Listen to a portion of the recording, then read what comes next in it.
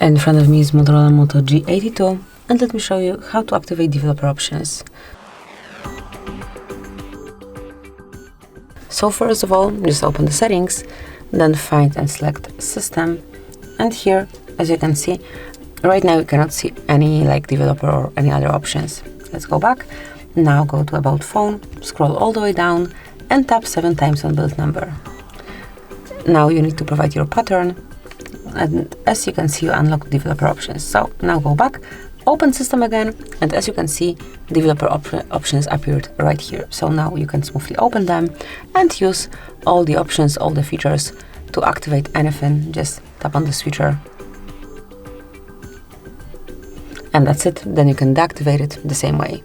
So to turn developer panel off, just unmark the stop switcher and they will no longer be active. So this is it, that will be all. Thank you for watching.